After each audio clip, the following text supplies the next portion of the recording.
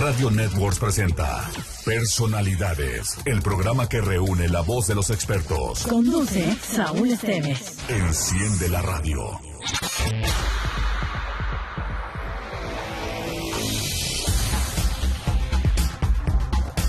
¿Qué tal, amigos? Muy buenos días, gracias por acompañarnos en Personalidades, el programa que reúne la voz de los expertos. Y este sábado tenemos como invitado a Enrique Octavio Lamadrid Cordero, quien es pues no solamente abogado, funcionario público, columnista, ha participado en la función pública en diferentes cargos, hoy aspirante, también presidenciable. Y bueno, está con nosotros en Personalidades, bienvenido. Gracias por estar con nosotros. Te agradezco aquí por la invitación este sábado aquí en la mañana y me da mucho gusto platicar contigo y con tu auditorio. Y hablar de temas interesantes, eres voz autorizada. Estábamos checando, por supuesto, tu currículum y bueno, pues has desempeñado diferentes cargos, diferentes puestos, pero además te ha tocado estar en momentos históricos y hoy creo que es importante, estamos a más de la mitad de este 2023, podríamos platicar de diversos temas esta mañana, temas que usted, amigo o amiga radioescucha, viven a diario, temas de economía, de medio ambiente, de educación, a propósito que viene el regreso a clases, y bueno, nos encantaría platicar y compartirlo con usted y conocer su opinión. Pero pues empecemos por el principio. ¿Quién es Enrique de Lamadrid Cordero? Quien pues no solamente tiene toda esta carrera, por supuesto, es hijo de un expresidente, Miguel de la Madrid, quien pues en 1982 tomó las riendas del país hasta el 88. Tenías 20 años en aquel tiempo. 20 años cuando empezó la presidencia de mi papá y sí unos 18, 19 cuando empezó la campaña. Y que tuvimos mi hermano Miguel y yo la oportunidad de acompañarlo. En ese entonces las campañas políticas eran larguísimas, eran prácticamente de 10 meses. Y cuando yo terminaba la preparatoria, efectivamente en el mes de septiembre del 81, entonces el PRI, porque él fue candidato por el PRI, lo nomina su precandidato y después candidato. Y entonces yo estaba a punto de entrar a la carrera de Derecho, ya había pasado el examen de admisión en la UNAM, en la Facultad de Derecho, y decidí junto con mi hermano igual, dijo vamos a suspender la entrada. Yo no había entrado a la carrera, Miguel ya llevaba un semestre o un par de semestres en la Ibero. Y dijimos, mira, esta es una experiencia de vida. Participar en una campaña política a nivel presidencial, pues es una experiencia que no puede uno dejar de vivir. Y así fue lo que hice. Entonces sí, estuvimos en la campaña, una experiencia increíble de conocer al país, de ir a todos los territorios. En ese entonces eran impresionantes. Estabas con el sector campesino, estabas con los obreros, estabas con los académicos, estabas con las clases medias. Era realmente una vivencia increíble. Y bueno, sí, cuando ya mi papá llega a ser presidente, andaba yo por ahí de los 20 años. ¿Qué te tocó ver en esos recorridos? 1981 sería, hablando de pues el país. Vamos a hablar de muchos temas, pero me encantaría conocer en ese momento, en esa edad, lo que recuerdas de cuál es la situación del país. En ese entonces, cuando el que por la importancia, el peso que tenía el PRI en ese entonces, prácticamente el que era candidato a la presidencia era ya el presidente. Tan es así que cuando ya se dio la elección, mi papá todavía ganó con el 70% del padrón. O sea, es impensable hoy en día. Al que mejor le va, llega a ganar con el 50, si 50 acaso, más uno, 50. si acaso, y muchos con mucho menos. Entonces ya para entonces era realmente casi como el futuro presidente. Y entonces el tono de las visitas ya era así, era como estar recibiendo al presidente. Eran actos enormes, masivos, mucha gente, muy folclóricos, de mucha alegría, de mucho ánimo, de mucha fuerza. Al mismo tiempo ya el país estaba sufriendo una enorme crisis, porque México le había apostado, los gobiernos anteriores le habían apostado al petróleo, habían invertido mucho dinero ahí, incluso nos habíamos endeudado como país, y en el año 81 caen los precios del petróleo a nivel internacional. México, que repito, le había apostado al petróleo, pues prácticamente empezó a hacer agua. Entonces era un dilema, porque por un lado la gira era bonita, la gente alegre, mucho entusiasmo, pero tú ya veías también a un país que estaba entrando a una profundísima crisis económica que fue así como empezó el gobierno de mi papá.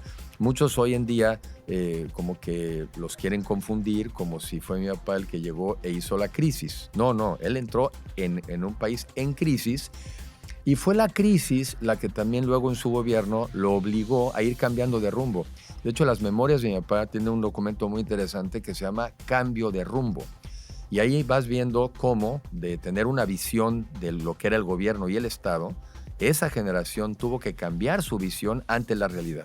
Ante un país que las finanzas públicas se habían quebrado, ante un país en donde tenía que abrir su economía. En fin, para mí una etapa interesantísima como ser humano, como estudiante, como interesado en los temas de la economía y del derecho desde ese entonces, pues una situación para mí muy importante también en mi formación como persona.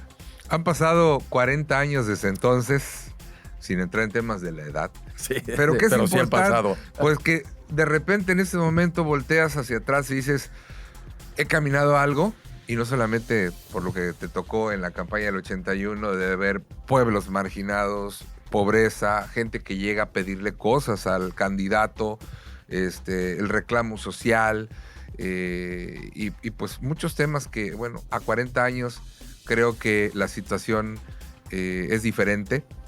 Y en estos 40 años te ha tocado además estar en cargos claves, ¿no? Como no solamente funcionario público, como diputado, y bueno, pues por mencionar solo algunos que nos quieras compartir, ¿no? Te tocó estar en la Comisión Nacional Bancaria y de Valores. A ver, yo desde entonces obviamente tenía yo una vocación. Me tocó vivir pues, en un escenario donde esa vocación se vio fortalecida, porque si mi vocación hubiera sido ser dentista y mi papá hubiera sido presidente, pues es irrelevante para efectos de mi vocación. Pero mi vocación yo creo que desde entonces también ya pintaba para ser esta de servidor público, de estar en la política. Me gusta más, y ahora te explico según yo las diferencias. Entonces, claro que a mí esto me marcó, pero también afortunadamente tuve la edad para en esa etapa no involucrarme en política, no involucrarme en negocios y realmente profundizar en mi preparación. Yo estudié Derecho en la UNAM porque desde entonces yo tenía esta idea de que había dos temas muy importantes si te gusta el servicio público, si te gusta el gobierno, si te gusta el Estado, que son Derecho y Economía. Siempre.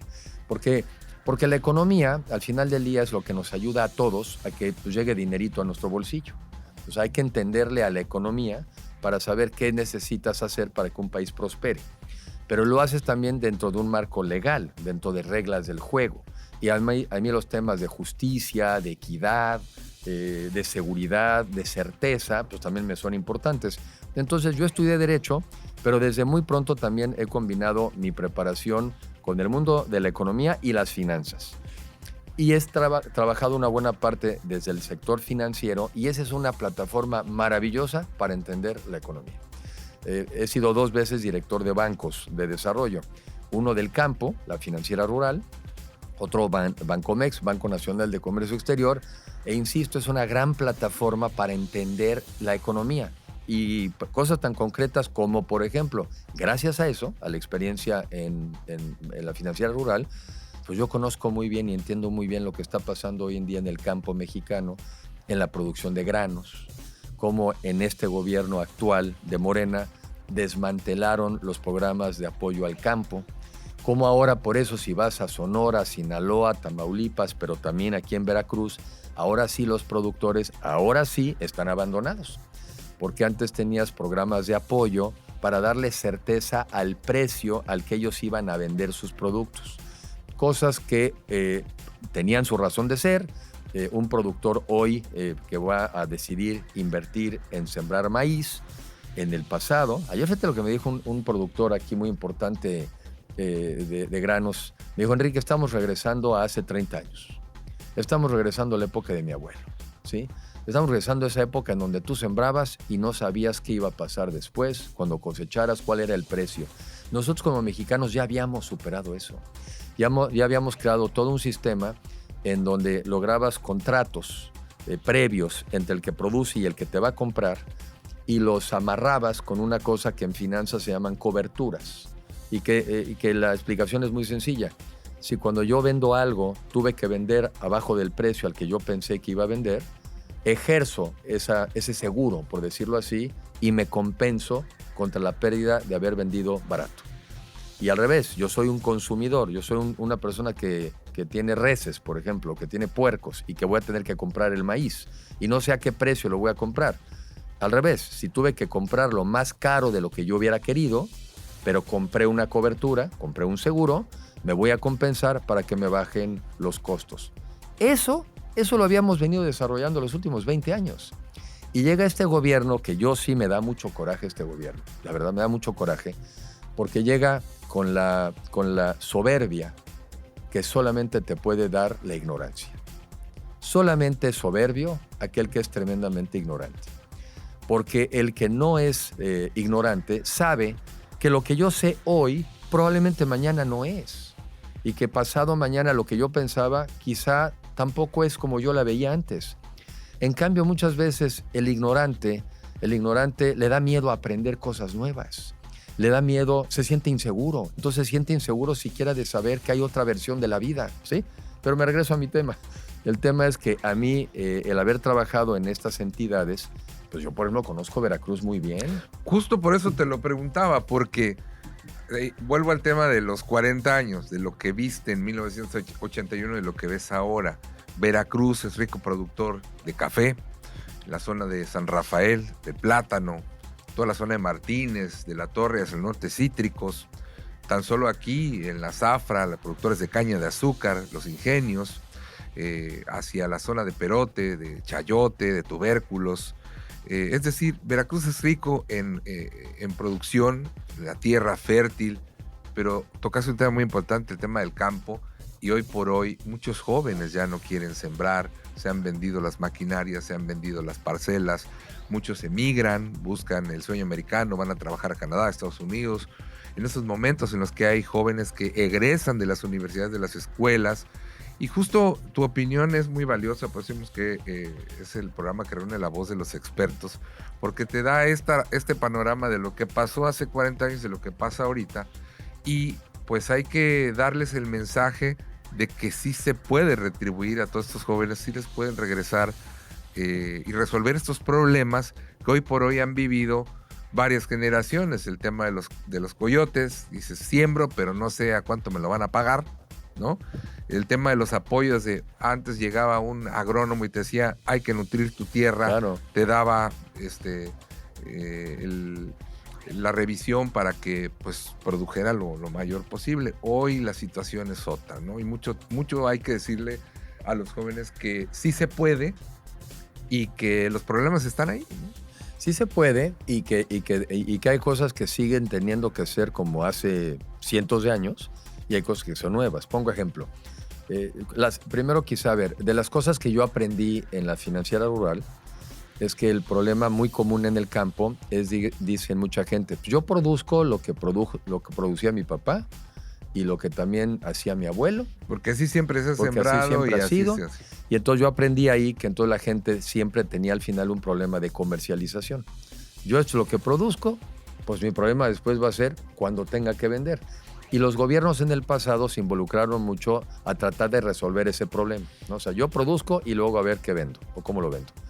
Yo aprendí ahí que la mecánica debe ser al revés, que debe ser la siguiente. ¿Qué de lo que necesita México y qué de lo que necesita el mundo debo producir yo? O sea, el mundo no se me va a acomodar a mí. Es que yo produzco maíz, siempre he producido, pues ahora que el mundo quiera mi maíz. No, es al revés. Siembro 2 veces maíz y luego frijol y ahí se nutre y nos la llevamos.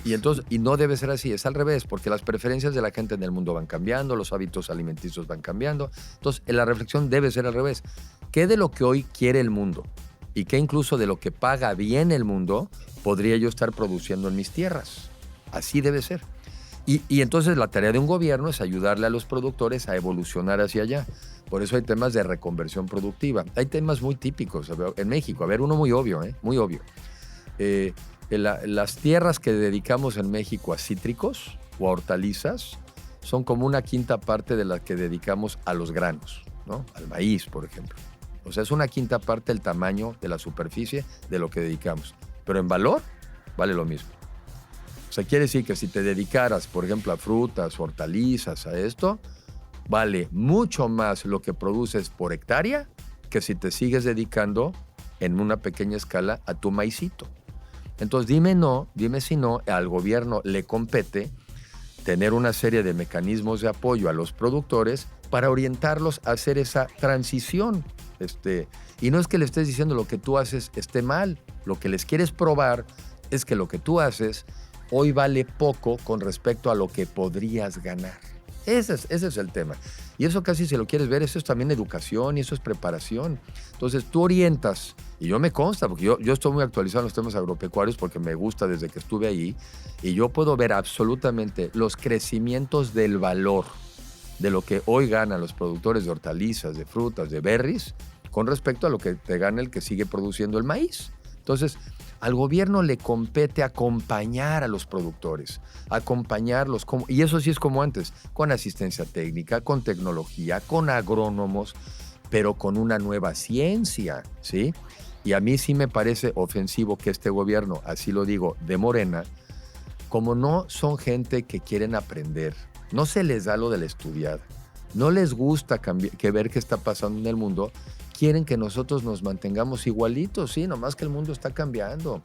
Y está cambiando, ellos cambiando para bien y nosotros quedándonos estancados para mal. Ese es el punto, ¿no? Entonces, el campo, que también, como había un anuncio de televisión, decía que también es mi campo, me parece que el campo veracruzano es maravilloso y que tenemos que darle las mayores oportunidades y apoyos. Ahora, siempre va a haber ya menos gente en el campo, ¿eh? En Estados Unidos, el 2% de la población, solamente el 2%, se dedica directamente a la agricultura. Pero con eso le dan de comer a todos.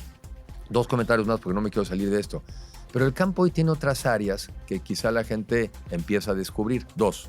Una es turismo. Tú puedes en tus propias parcelas, eso se ve muy bien en la industria, por ejemplo, vitivinícola, los viñedos, tú puedes tener gente que está produciendo vid y por otro lado han hecho de eso un negocio turístico donde organizan bodas y fiestas y catas y todo. Y te puedo asegurar que ganan más del turismo que de la vid, ¿sí? O sea, aquí este estado que es maravilloso, yo conozco muy bien Veracruz en la parte de Gutiérrez Zamora, porque mis suegros tenían un rancho ahí, un rancho naranjero. Aquí llegó el abuelo de mi esposa, don Carlos Prieto Fernández de la Llana, por un accidente, él era de origen español, llegó aquí a Veracruz y ahí se disputan quién, pero él dice que él, fueron los que trajeron la naranja, ¿sí? Y eran unos ranchos de naranja maravillosos. Bueno, pues después descubres que también hay que industrializar la naranja. En fin, a lo que voy es que este campo es maravilloso, pero lo puedes acompañar. Una de turismo, y te voy a decir de qué lo puedes acompañar. Hoy podríamos estar sembrando paneles solares. Podríamos estar sembrando estos aerogeneradores. Y eso complementaría, no digo que sustituya, complementaría el ingreso de las personas en el campo. Y ahí es donde a los jóvenes en el campo les surge una oportunidad. Porque algunos dirían, no, ya no quiero dedicarme al maíz. Está bien, pero ¿no te quieres dedicar a las energías renovables? ¿No te quieres dedicar a la fabricación del etanol? ¿No te quieres dedicar? Ahí es donde al joven del campo le vuelve a resultar súper atractivo. Muy bien, pues ahí está, hablando con conocimiento de causa, insistimos, por eso es que eres voz autorizada. Vamos a hacer una pausa, pero ahorita seguimos platicando con Enrique de la Madrid Cordero, muchos otros temas actuales de lo que pasa en Veracruz, en su municipio, en su comunidad. No se vaya, continuamos en Personalidades. Saúl Esteves Tiene más para ti en Personalidades. Estamos de regreso en el programa que reúne la voz de los expertos. Aquí escuchas Personalidades con Saúl Esteves.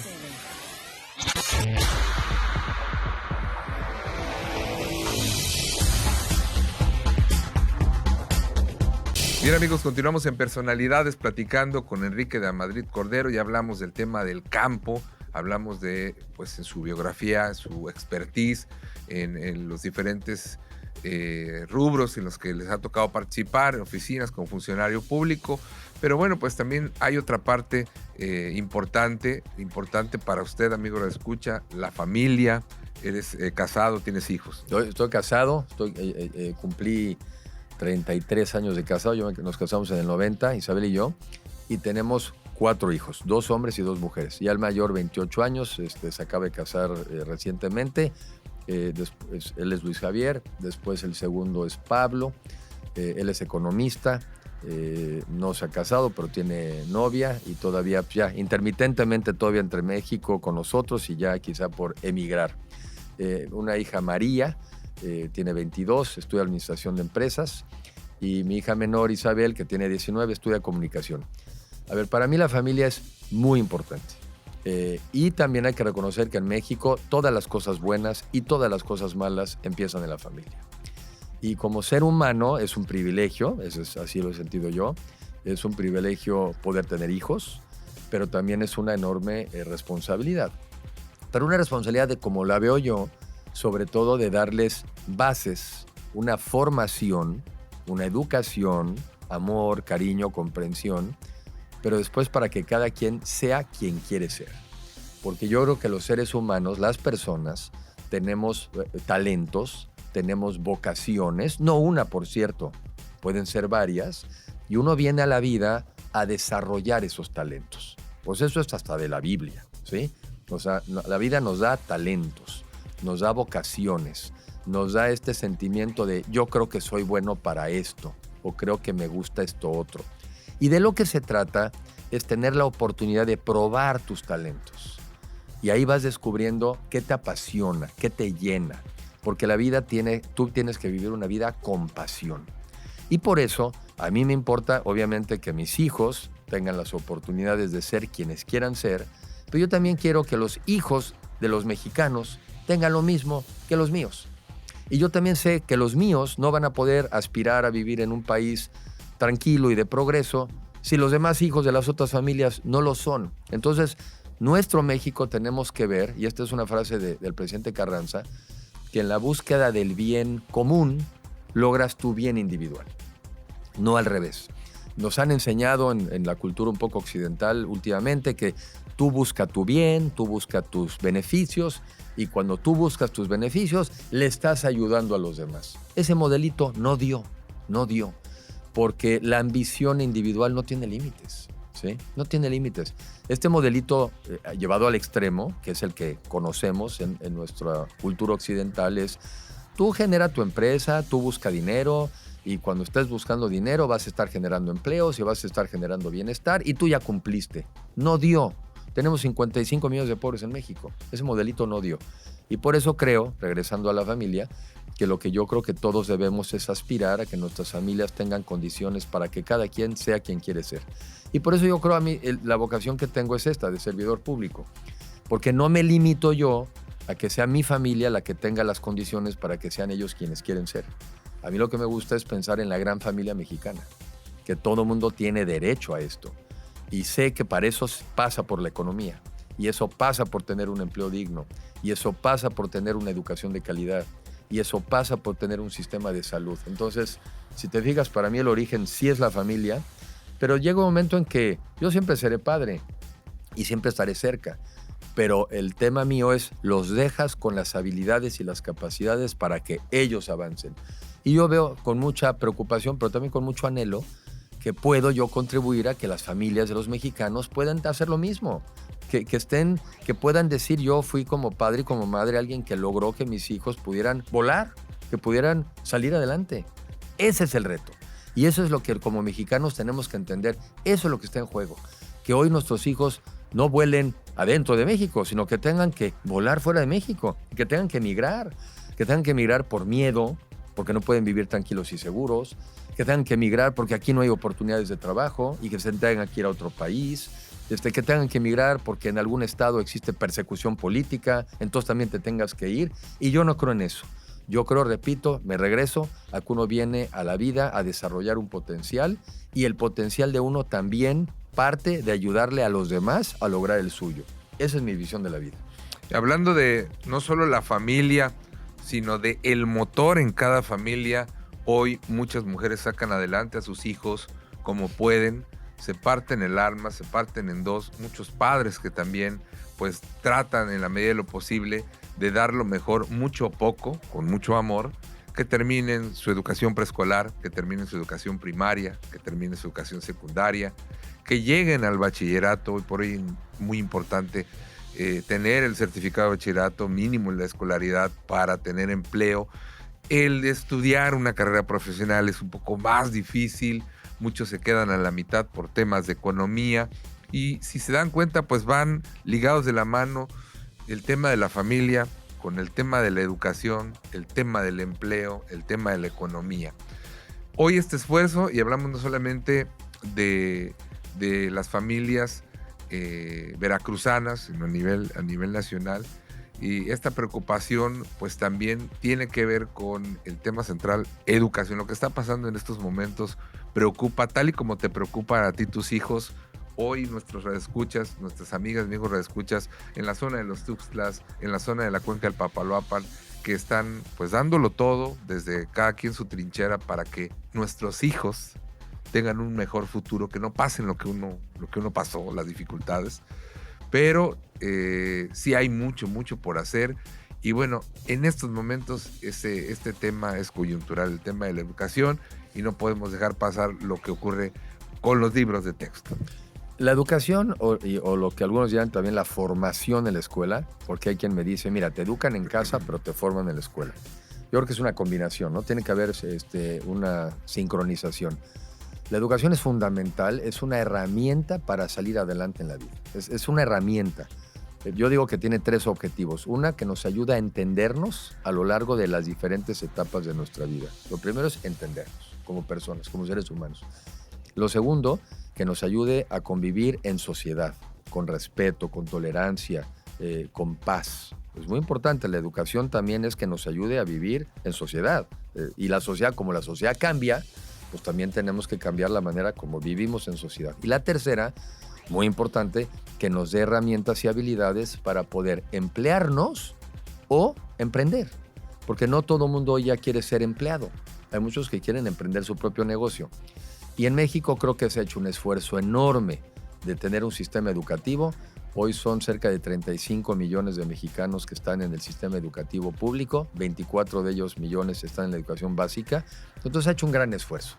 Aún así, nunca ha sido suficiente, nunca, ¿no? Bueno, tan es acentuado el esfuerzo que en estos momentos los maestros siguen en curso intensivo, ¿no? Entonces les exige la planeación, toda la preparación, ¿no? Para garantizar que el ciclo escolar pues se consigan los objetivos. Y la otra, bueno, somos una población que no somos una población estática, somos una población que crece año con año. Ya crecemos menos rápido, pero somos 130 millones de mexicanos. En el año 1980 éramos 80. O sea, hemos crecido 50 millones de mexicanos. Tema de población de natalidad, ¿no? Entonces, eso luego hace la 40 gente años. La gente no lo analiza. Ay, es que no se hace suficiente. Sí, no es lo mismo. Mexicanos promedio, parejas de mexicanos promedio tenían más de 3 hijos, 5, 6 hijos, 8 hijos. 40 años después ha cambiado la situación. Pero la base, como ya es muy alta, la base es alta, entonces quiere decir que de todos siguen necesitando más escuelas, más pupitres, más maestros, más libros, en fin. Ahora, hablando del tema de hoy, otra hazaña de este gobierno, ¿no? Yo creo que este gobierno dijo, a ver, vamos a proponer hacernos todo mal, todo. Y quizá con 2 excepciones, porque toda regla tiene una excepción. Dicen, ¿qué tal que en educación también fregamos? ¿No más por qué? Pues por joder, no más. Y entonces traen a un tipo que ni siquiera es de México, con unas ideas verdaderamente absurdas, que no responden a las tendencias internacionales de los países más desarrollados, no es consultado ni por los maestros, no se consulta a los padres de familia, y nos quieren meter en una visión, pues así dicha, ¿no? Comunista, marxista. Y empieza porque aquí es de especialistas, ¿no? Te lo tengo que preguntar sí. En 2 sentidos. Como padre de familia, a propósito que vienes platicando, ¿no? Preocupado por tus hijos y eso. ¿Qué opinas de los libros de texto como padres de familia? Pues mira, yo tengo una ventaja, que a los míos ya no les va a tocar, porque ya no están ahí. A mí lo que me preocupa es para los hijos de los que sí están ahí, que la educación primero tiene que aspirar a que se vincule con el mundo de hoy. Hoy tendríamos que estar enfocándonos en la ciencia, en la innovación, en la tecnología, también en el civismo, en los valores, también en temas emocionales. Hoy la gente tiene una grave crisis de salud mental. ¿Cómo compaginamos nuestras emociones? ¿Cómo somos los mexicanos más asertivos? O sea, hay habilidades emocionales que hoy no estamos usando. ¿Cómo usamos las nuevas herramientas tecnológicas? Cuando yo estaba en la escuela, pues no había computadoras, no existían. Hoy en día, prepararte pensando que no hay computadoras, pues es ridículo. Los mismos maestros hoy seguramente se enfrentan con alumnos diferentes, con alumnos que están al mismo momento en el que el maestro está dictando una clase, tú puedes estar googleando y ver si es verdad o no es verdad. El rol mismo del maestro cambia. Bueno, todo esto que tendríamos que hacer eso, no, pues nos traemos a Marx, ¿no? Nos traemos a Marx. Aquí. ¿Quién es ese señor? ¿Quién sabe? Pero pues ese señor es el que va a decidir cómo nos educamos los mexicanos los próximos años. Y como hace todo el gobierno, este gobierno, como hay una persona que sabe de todo, nos va a imponer su versión del mundo. Mira, lo único bueno es que ya se van. Y esa es la única parte que a mí digo, ¿sabes qué? Un añito que más o menos nos desordenemos, no pasa nada. Ahora, los mexicanos, no nos ponemos las pilas, no despertamos y quieren que este gobierno es el que dedique a tus hijos, pues Dios te agarre confesar. Porque entonces vamos a perder una generación. Tuvimos el COVID. En el COVID hoy hay 1,5 millones de mexicanos menos en la matrícula escolar. 1,5 millones menos. Y 2, perdimos 2 o 3 años de educación en el COVID porque mucha gente no se atendió. ¿Cuál es el plan y la propuesta de este gobierno para recuperar ese tiempo perdido? ¿Sabes cuál es? Vamos a perder más años por delante. Por eso están furiosos los padres de familia. Porque tú sí tienes derecho a opinar sobre lo que le van a enseñar a tus hijos. ¿Cómo que no? La escuela y la familia tenemos que ir de la mano. Y si no sabes qué va a pasar, muchos padres de familia dirán, pues saco a mis hijos de la escuela. Porque eso no es lo que yo quiero que les eduques. Este gobierno es insensato, es insensible, es ignorante. O dejo los libros a un lado. O simplemente los guardamos y al cajoncito. Entonces, qué desperdicio. Pero otra vez, ¿tú crees que en Alemania están parados pensando en estas tonterías? ¿Tú crees que el famoso Dinamarca, del cual tanto hablan en este gobierno y no saben ni dónde está ubicado, ¿tú crees que en Dinamarca están pensando en estas tonterías?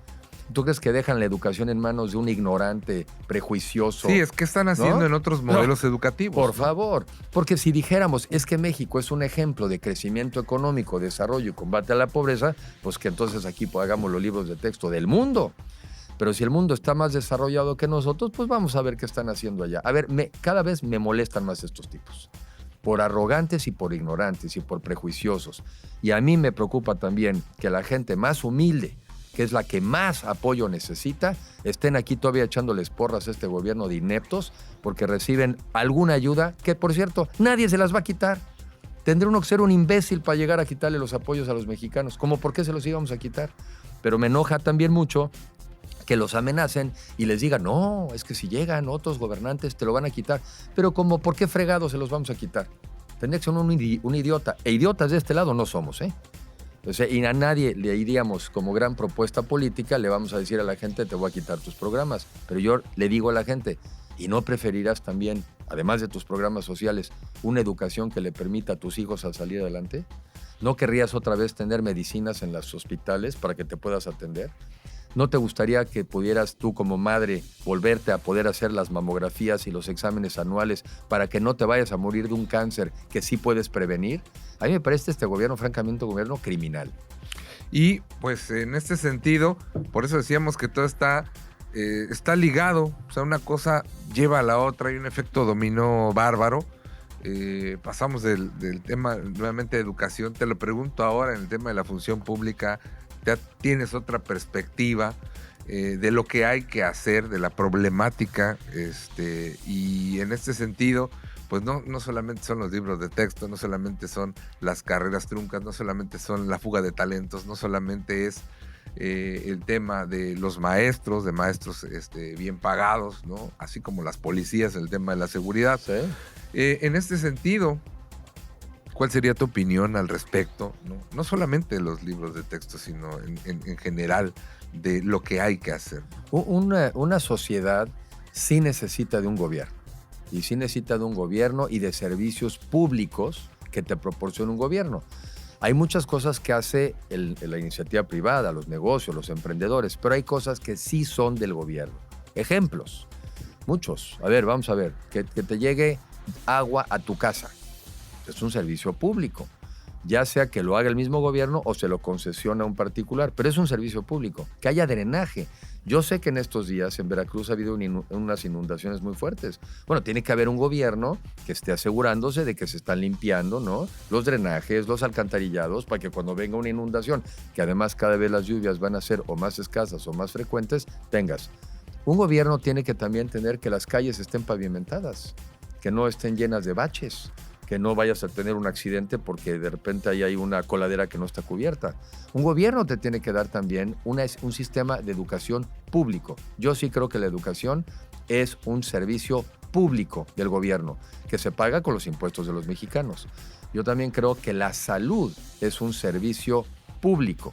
Podrás ponerte de acuerdo con también hospitales privados, ¿sí? Pero la obligación del Estado es que tú tengas acceso a la salud. Y después necesitas al gobierno para todo, hasta gobiernos municipales para construir ese edificio allá enfrente. Podríamos tener, por ejemplo, medios digitales más fáciles, más accesibles. Abrir un negocio, requieres tú muchos permisos que puedan ser más fáciles de operar. La seguridad es un servicio público. Mira, yo transito ahora por las carreteras en México con más frecuencia, no veo una policía, nunca los veo. Antes tú veías la Policía Federal de Caminos y los veías más o menos en las calles ahí circulando en las carreteras. Bueno, no ves un alma, no ves a nadie, ¿sí? Nadie te cuida. Vives en un país donde nadie te cuida. La justicia es un servicio público. Los jueces son parte de un gobierno y de un Estado. El Ministerio Público es el que investiga un delito. O sea, hay tantas cosas que dependen de un buen gobierno y si ese no es un buen gobierno, las sufres, las notas. Entonces, el servicio público tiene que ser también en sí mismo una especialidad. Como un dentista, como un cirujano, como un ingeniero. El servicio público también debe estar formado por personas capaces y honestas. Y yo he sido servidor público muchos años y me consta que he llegado a instituciones donde yo no hubiera podido haber hecho nada si no me hubiera encontrado a servidores públicos profesionales, que muchos de ellos no les interesaba la política, pero si yo era banquero les interesaba el campo. Y si era director de un banco de comercio exterior, eso es lo que les interesaba. Y si yo fui secretario de turismo, les gustaba el turismo. El gobierno cuenta. Un buen gobierno cuenta. Y un mal gobierno te afecta y te friega. Y por eso los mexicanos sí debemos de aspirar a mejorar el estándar de vida, de la calidad también del servicio público. Yo no compro estas tonterías del gobierno actual de que quiere poner a la imagen de los burócratas privilegiados contra el pueblo sufrido. No, el pueblo sufre cuando tiene a burócratas incapaces, como los de hoy. El pueblo sufre cuando vas a un hospital y no te atienden suficientes médicos porque no los apoyan. El pueblo sufre cuando te ponen a maestros que no estén bien preparados o equipados. Y no es culpa de los maestros, como no es culpa de los médicos. Entonces, el más sufrido hoy en día es el pueblo mexicano. Un dato ayer que leía de la encuesta del ENIG. Eso es increíble. En el gobierno que dice primero los pobres, en el 2016, el 68% de las familias más pobres, el 68%, recibían programas sociales. En el 2022, en el gobierno que primero los pobres, bajó del 68% al 49%. Hoy, las familias más pobres reciben menos apoyos que en la administración anterior. Ese es un dato oficial, porque no se están enfocando en los pobres, falso de toda falsedad. Se están enfocando en aquellos que puedan votar por ellos. Hoy hay más pobres y los más pobres hoy reciben menos que hace 5 años. Bien, pues ahí están, son datos actuales. Tenemos que hacer la pausa. Seguimos platicando con Enrique de la Madrid Cordero en Personalidades. Saúl Esteves. Tiene más para ti en Personalidades. Estamos de regreso en el programa que reúne la voz de los expertos. Aquí escuchas Personalidades. Con Saúl Esteves.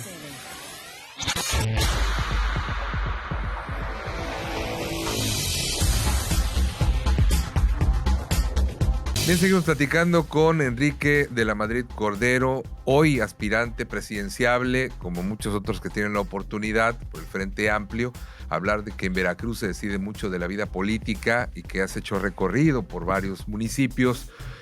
¿Por qué es importante Veracruz? Bueno, Veracruz es un estado muy importante. Electoralmente. Bueno, primero incluso históricamente. Es un estado relevante, es un estado que forma parte de la historia de nuestro país y pesa. Y la otra es un estado con mucha población. Y al tener población, pues también tiene muchos votos.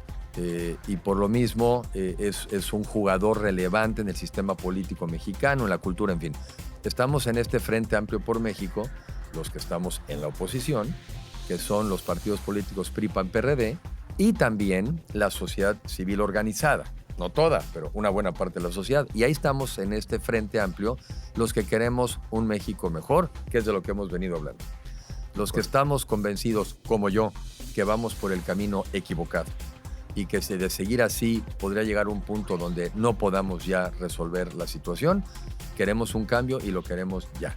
Y estamos en este frente amplio, en esta etapa, en donde queremos nombrar al responsable de la construcción del Frente Amplio, pero es un proceso ciudadano. Nos inscribimos, creo que como 30 y tantas personas, pasamos 13, ya son 12. Ahora la siguiente etapa es alcanzar 150,000 firmas de aquí al 8 de agosto. Los que las alcancemos pasaremos entonces a un foro de una discusión nacional. Después entiendo que se reduce a 3 y tiene 5 foros. Seguramente serán foros temáticos para hablar de la salud, para hablar de la educación, del empleo, que me parece que es ahí donde vamos a poder también mostrar pues, la visión de país que tenemos.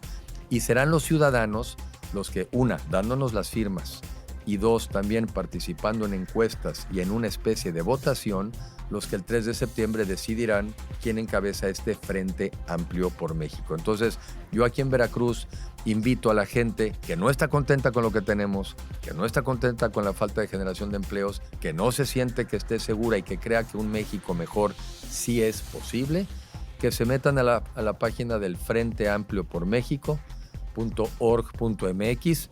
Ahí están los nombres de los aspirantes. Yo quisiera que las firmas las dieran a mí. Y eso es de aquí al 8 de agosto. ¿En dónde pueden participar? Es Frente Amplio por México.org.mx. Bien. Después del 8 al 20 de agosto pueden seguir incorporando sus firmas.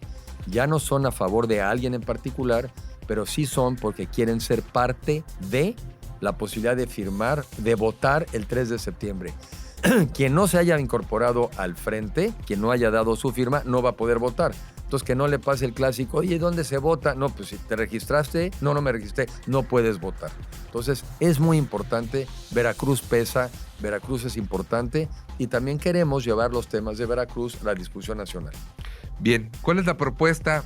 Gane quien gane, sea elegido quien sea elegido por este Frente Amplio. ¿Cuál es la propuesta para gobernar y para marcar esa diferencia? Parte de lo que estamos en esta competencia, pues es cuál es la propuesta. La mía es crear el mejor México posible o un mucho mejor México si es posible. Y es un México que sea próspero, que crezca la economía y mucho, que genere empleos mejor pagados, que sea un México también saludable, sustentable, que seamos amigables con el medio ambiente, que sea un México justo y que esté en paz. Bien. Y sobre todo que lo hagamos en democracia y en libertad. Y mi mensaje contundente es que ese mejor México sí es posible. Y ese es por el que tenemos que luchar, porque la alternativa es simplemente inaceptable. Es el camino por el que vamos, del cual pudiera haber un no retorno. Entonces, un mejor México, un mejor Veracruz, sí es posible, por eso es por el que hay que trabajar. Muy bien, pues un gusto haber platicado contigo, Enrique de la Madrid, con nuestros amigos radioescuchas que te conozcan, que sepan el día de hoy que no solamente eres voz autorizada, sino aspirante autorizado. Te agradezco mucho, gracias por la oportunidad y saludo muy afectuoso al auditorio y les puedo decir que sí podemos y está en las manos de esta generación construir el México de las siguientes generaciones. No vamos por un sexenio, vamos por la siguiente generación porque eso es lo que está en juego el día de hoy. Correcto. Muy bien, gracias como siempre a todo nuestro amable auditorio, quienes nos sintonizan sábado a sábado. Mi nombre es Saúl Esteves y lo espero en el siguiente Personalidades. Excelente fin de semana. Ahora estás más informado. No te pierdas la próxima edición de Personalidades. Cada semana un invitado especial.